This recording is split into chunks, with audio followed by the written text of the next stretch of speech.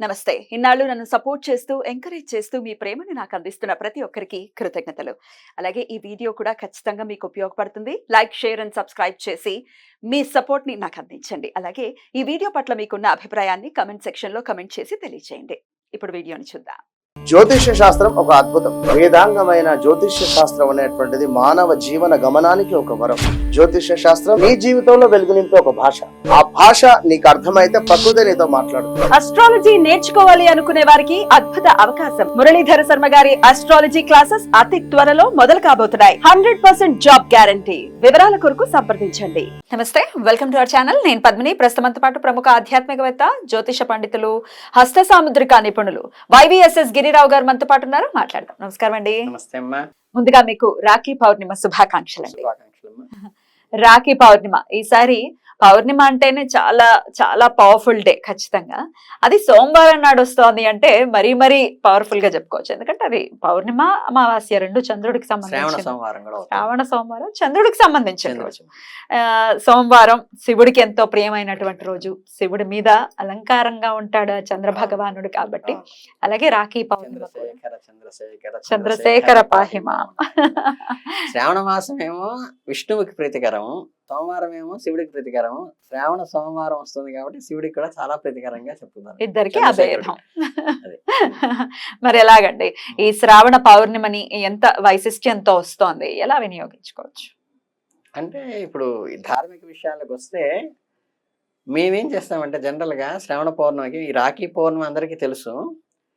ఈ వైదిక ధర్మం పాటించే వాళ్ళందరూ కూడా మేము ఇప్పుడు గర్భాలయంలోకి వెళ్ళాలంటే ఎవరికి అర్హత అంటే ప్రతి బ్రాహ్మణుడు వెళ్ళడానికి లేదు. ఉపనయనం చేసుకున్న వాళ్ళు మాత్రమే గర్భాలయంలోకి. ఉపనయనం చేయని వాళ్ళని రానేరా?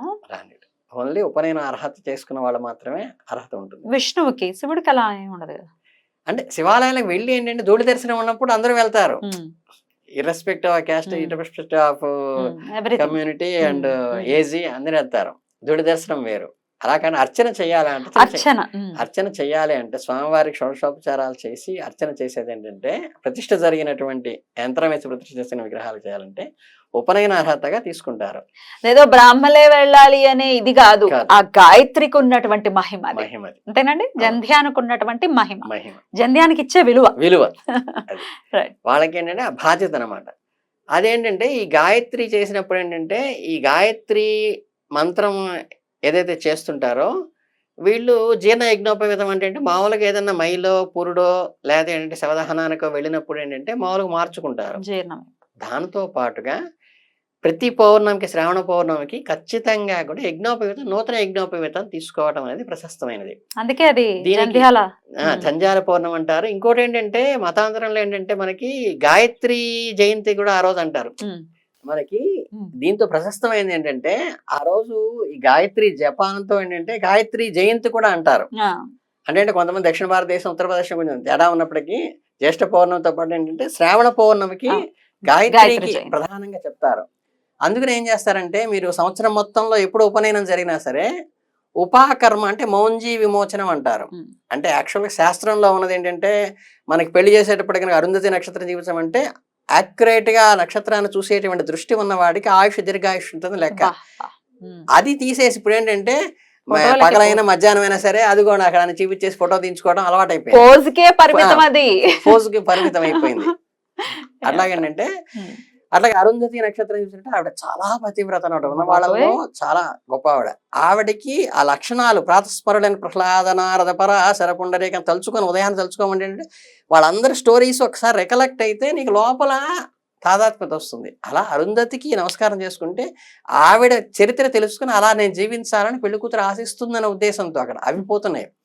అలాగే మౌంజీ అంటే యాక్చువల్గా ఏంటంటే మన జింక చర్మం వేసుకుని దీక్షగా ఉండి, అంటే ఇప్పుడు ఉపనయనం అవ్వంగానే తల్లిదండ్రుల దగ్గర నుంచి వచ్చేస్తారు 5వ ఏడు. మనకి మోడర్న్ ఎడ్యుకేషన్ లో స్కూల్లో పడేస్తున్నాం, ఇప్పుడు నర్సరీలో కూడా పడేస్తున్నారు, అది వేరే విషయం. ఈ 5వ ఏడు ఏంటంటే ఆ 5వ ఏడు రాగానే ఏంటంటే తీసుకొచ్చి గురువు దగ్గర అప్పచెప్పేవాడు. అప్పుడు ఆయన జపం చేస్తూ దాన్ని ఆ జింక చర్మంలో కుట్టిన వాల్మీకం ఆయనకి ఎలా ఏర్పడుతుందో అలా జింక చర్మంలో ఉండి చేసుకోవాలని. ఇప్పుడు జింక చర్మం ఏంటంటే చిన్న ముక్క ఒకటి తీసేస్తే ఆ ధన్యానికి ఒక పక్కన మూడేసేసి అలాడేస్తున్నారు, ఆ జింక చర్మం తీస్తారు. కానీ దీక్ష విరమణ అనమాట అది. అప్పటిదాకా దాని మీద కూర్చుని ఆయన జపం చేస్తూ ఇంక మిగతా ప్రాపంచిక కార్యక్రమంలో పాల్గొనరు. తర్వాత నుంచి ప్రాపంచంలో ఏంటంటే గురుపత్నికి కానీ గురువు గారికి కానీ ఇవి సమిధలు తీసుకురావటం, వెళ్ళటము, చేయటము ఇవన్నీ తర్వాత లౌకికమైన బాధ్యతలు అప్పచెబుతారు. అప్పటిదాకా ఏంటంటే ఓన్లీ దీక్ష జపం చేస్తూ దీక్ష చేసుకోవాలి గాయత్రి సిద్ధి అయ్యే వరకు. అది ఆ రోజు మౌనజీవి విమోచనం కూడా ఆ రోజు చేస్తుంటారు. అంటే యజ్ఞోపయుక్త మార్చుకోవటం ఒకటిను, ఏదైనా ఉపనయనం చేసుకున్న వాళ్ళు మౌనజీవి విమోచనం అనేది ఖచ్చితంగా శ్రవణ పౌర్ణమి చేస్తారు. అది ఈ వైదిక ధర్మంలో ఉన్నటువంటి ఆచారం. ఇకపోతే ప్రధానమైన ప్రశస్తం ఏంటంటే శ్రావణ పౌర్ణమికి రమాసహిత సత్యనారాయణ స్వామి వ్రతం చాలా చాలా చాలా ప్రశస్తమైంది, చాలా చక్కగా చేసుకుంటారు. ఈసారి లక్కీగా ఏమైందంటే ఈ శ్రావణ పౌర్ణమి వచ్చేసేసి శ్రావణ సోమవారం అయింది. శివయ్యకి కూడా చాలా ప్రీతికరమైంది. మీరు చక్కగా ఆ రోజు కనుక మీరు సత్యనారాయణ స్వామి వ్రతం చేసుకునేట్టయితే సత్యనారాయణ స్వామి వ్రతం, లేదంటే మీకు ఏకాదశి రుద్రం చేసే ఓపిక లేకపోయినా పంతులు గారిని ఏకరుద్రం చేయండి అంటే లఘున్యాసం, మహాన్యాసం ఏకాదశి రుద్రాభిషేకం కాకుండా లఘున్యాసంతో అంతా కలిపితే 1 hour 1.5 hours అయిపోతుంది. చక్కగా ఇంటికి బ్రాహ్మణ్ణి పిలుచుకుని ఆ రోజు రుద్రాభిషేకం కనుక ఇంట్లో చేయించుకుంటే చాలా బ్రహ్మాండంగా కలిసి వస్తుంది. సౌభాగ్యకారకుడు ఆయన కూడా. బ్యూటిఫుల్. ఇక రాఖీ పౌర్ణిమ కూడా కాబట్టి ఈ రాఖీ కట్టే సమయం విషయం గురించి కూడా ఒకసారి చెప్పండి. అంటే రాఖీ పౌర్ణమి ఏంటంటే మనకి విష్టి అని ఇప్పుడు తిది వార నక్షత్ర యోగ కరణాలు అంటారు. పంచాంగములు అంటే పంచాంగములు ఇవి తిది వారము యోగము కరణం అంట. ఈ కరణాన్ని ఎక్కువ చాలా మంది పాటించారు, కానీ విష్టి కరణం అనేది ఉంది మధ్యాహ్నం 1 గంట దాకా. భద్రకరణం విష్టే భద్రం. తర్వాత భవకరణం వస్తుంది కాబట్టి మీరు మధ్యాహ్నం 1 గంట తరువాత కనుక 1:30 తర్వాత కడితే మనకి మంచిది. 1:30 తర్వాత మాత్రమే రాఖీ కట్టాలి, తమ్ముళ్ళకి గాని అన్నయ్యలకు గాని మంచిదని చెప్పి ముందు కట్టద్దు. ఇంకో ఏంటంటే మన భగిని హస్త భోజనం లాగా చక్కగా వాళ్ళ ఇంటికి వెళ్ళి చెల్లెలింటికి ఈయన గాని చెల్లి ఈయనింటికి గాని వచ్చి శుభ్రంగా చక్కగా అప్పా తమ్ముళ్ళు ఒక చోట భోజనం చేసుకుని ఆ రోజు భోజనం అయిన తర్వాత మనం ఏదైనా బట్టలు పెట్టేటప్పుడు కూడా భోజనం చేసిన తర్వాత బట్టలు పెడతాం కదా, ఆ తర్వాత భోజనం అయిన తర్వాత ఒకరికొళ్ళు పసుపు కుంకాలు పెట్టించుకుని అప్పుడు కడితే అది చాలా ప్రశస్తం కింద అవుతుంది అనమాట. కనుక ఏంటంటే ఈ భగిని హస్త భోజనంతో పాటు రాఖీ పౌర్ణమి కూడా మీరు చక్కగా ఏంటంటే అప్పా చెల్లెళ్ళు ఉంటే ఏదో మీరు వాట్సాప్ లో పంపించడం పోస్ట్ లో వేయటం కాకుండా ఒక 2-3 గంటల జర్నీ ఉంటే శుభ్రంగా వెళ్ళి, ఇప్పుడు మేనమామ బాధ్యత అనేది ఏంటంటే ఆడపిల్లలకి పుట్టినప్పటి నుంచి మనకి ఆడపిల్లలకి అయితే మామూలుగా బొట్టనెత్తికి వస్తారు. అలా కాకుండా మన ఇంటి ఆడపడుచుకి పిల్లలు పుడితే వాళ్ళకి అక్షరాభ్యాసం కానీ అన్నప్రాసన కానీ బారసాల కానీ నామకరణం కానీ చెవులు కుట్టించడం కానీ ప్రతిదీ మేనమా ఒళ్ళో కూర్చోబెట్టుకుని చెయ్యాలి.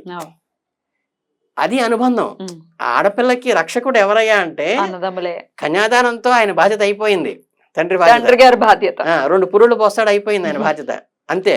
మిగతాది మొత్తం మేనమామదే. మొత్తం ఏంటంటే ఆ అమ్మాయికి అనుబంధం ఈ దీంట్లో సాంప్రదాయంలో అలా పెనవేసుకుని ఉన్నదనమాట. ఆ బాండ్ ని మనం ఖచ్చితంగా మెయింటైన్ చేయాలి కదండి. ఎట్లాంటి ఈక్వేషన్స్ ఉన్నావన్నీ పక్కన పెట్టేసారు. ఆయన అందరూ జరుపుకునేదే, కానీ ఏమైనా చిన్న చిన్న మనస్పర్ధలు ఉన్నా అట్లీస్ట్ ఈ పండక్కి మాత్రం, ఎందుకంటే రక్షాబంధన్ ఇస్తుంది. నీకు నేను అండగా ఉన్నాను, నాకు కష్టం వచ్చినా సుఖం వచ్చినా నీతో ఉంటాను, నువ్వు నాకు అండగా ఉంటావు అనేది ఆ ఆనందములు అప్పచెల్లెడు మధ్య బాండింగ్ అనమాట. అది దాన్నిగా చేసుకోవడం, ఫ్యాషన్ గా చేసుకోవటం, రకరకాలు పెట్టడం. ఇంకోటి ఏంటంటే కొంతమంది ఆ రోజు కట్టించుకుని తీసేస్తుంటారు. ఇప్పుడు నేనున్నాను, కింద సంవత్సరం మా అక్కయ్యలు కట్టిన రాఖీ ఇంకా ఉంది. ఇది కట్టిన తర్వాత ఇప్పుడు తీస్తారా? ఇప్పుడు కట్టే ముందు తీసేసి పాత తీసేసేసి మళ్ళీ అంటే ఏంటంటే ఇలా ఉంచుకునే వాళ్ళు కూడా అఫెక్షన్ ఉన్న వాళ్ళు ఉంటారు. వాళ్ళకి వేసేటప్పుడు ఏంటంటే ఇవన్నీ లౌకికంగా కనిపించిన చిన్న చిన్న జాగ్రత్తలు, ఈ కొనమైన చెంకీలని లేకపోతే ఏంటంటే స్టీల్ ఇవి ప్లేట్లు అవి పెడుతుంటారు, అవి ఇట్లా అన్నప్పుడు గుచ్చుకోవటము అలా చేస్తున్నాయి. అందుకని ఏంటంటే అవి అట్లా కొన్ని ఏంటంటే గరుగ్గా గుచ్చుకునే ఉంటాయి. అవి కాకుండా స్మూత్ గా చక్కటి దారం తీసుకొని, అసలు ఏమీ లేకపోతే నన్ను అడిగితే ఏంటంటే చక్కగా పసుపు దారం తీసుకుని దానితో కూడా కట్టుకోవచ్చు తప్పితే ఈ డెకరేషన్లు ఏంటంటే వెంటనే పోయేవి గుచ్చుకునేవి పెయిన్ వచ్చేవి కాకుండా ఏంటంటే అవి స్మూత్ గా రౌండ్ షేప్, మన పసిపిల్లలకి ఇచ్చేటప్పుడు కూడా బొమ్మలు కోసుగా గుచ్చుకునేవి కాకుండా ఇప్పుడు దానికి ప్రత్యేకంగా చేస్తారు, అంటే షేప్ బాగుండేట్టుగా. అలాంటివి జాగ్రత్త తీసుకోండి.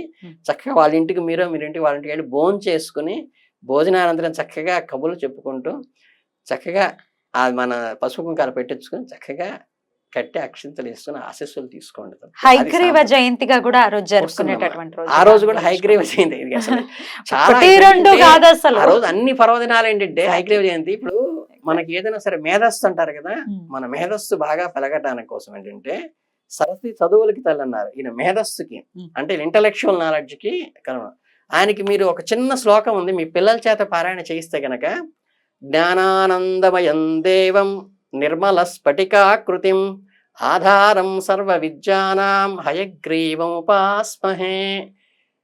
మీరు ఈ శ్లోకం కనుక విద్యార్థులైన వాళ్ళ చేత కనుక పారాయణ చేస్తే ప్రతిరోజు వీలైతే ఇంకా 108 సార్లు కనుక చేయిస్తే ఏంటంటే చాలా మంచి మేధస్సు వచ్చి మంచి ఇంటలెక్చువల్ గా తయారయ్యి సమాజానికి ఉపయోగపడే బిడ్డగా తయారవుతాడు బిడ్డ.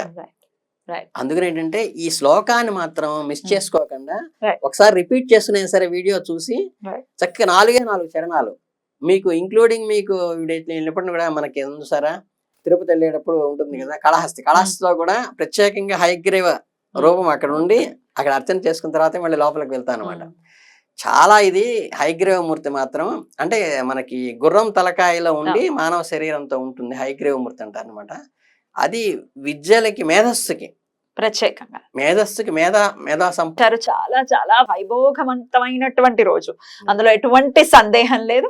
మరి ఈ రోజున ప్రతి ఒక్కరూ కూడా వినియోగించుకోవాలని మనస్ఫూర్తిగా కోరుకుంటూ మరొక్కసారి మీకు రాఖీ పౌర్ణిమ శుభాకాంక్షలు. చాలా సంతోషం. కృతజ్ఞతలు.